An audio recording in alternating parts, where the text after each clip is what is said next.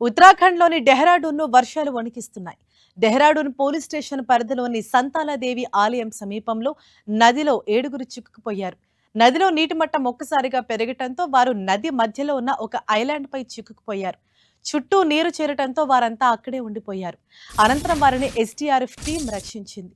సమాచారం అందిన వెంటనే సహస్రధార పోస్ట్ నుంచి సబ్ ఇన్స్పెక్టర్ రాజ్బర్ రాణా నాయకత్వంలోని ఎస్డీఆర్ఎఫ్ రెస్క్యూ టీం అవసరమైన పరికరాలతో ఘటనా స్థలానికి చేరుకుంది. స్థానిక పోలీసులతో సమన్వయం చేసుకుని రెస్క్యూ ఆపరేషన్ను ప్రారంభించింది. అత్యంత ప్రతికూల పరిస్థితుల్లోనూ రెస్క్యూ బృందం చాకచక్యంగా వ్యవహరించి ఆ 7గురిని క్షేమంగా ఒడ్డుకు చేర్చింది.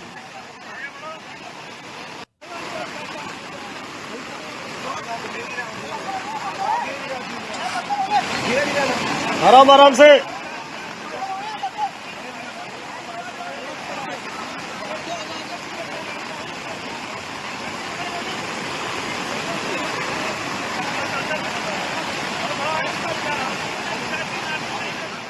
ఉత్తరాఖండ్లో ఒక్కసారిగా నదుల నీటి మట్టం పెరిగింది. ఐలాండ్లో చిక్కుకున్న 7గురు వ్యక్తులను కూడా తాడు సహాయంతో సురక్షితంగా ఎస్డీఆర్ఎఫ్ టీం ఒడ్డుకు చేర్చింది. దానికి సంబంధించిన దృశ్యాలు కూడా మనం ఎన్టీవీ స్క్రీన్ పైన చూడొచ్చు.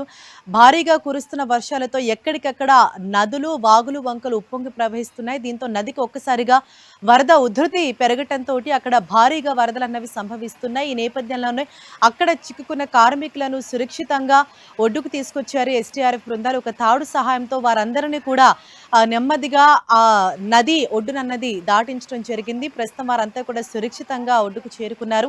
వారందరినీ సురక్షిత ప్రాంతాలకు తరలిస్తూ ఉన్నారు. అలాగే ఉత్తరాఖండ్ను భారీ వర్షాలు వణికిస్తూ ఉన్నాయి. మరోవైపు ఇటు వాతావరణ శాఖ కూడా రెడ్ అలర్ట్ జారీ చేసింది.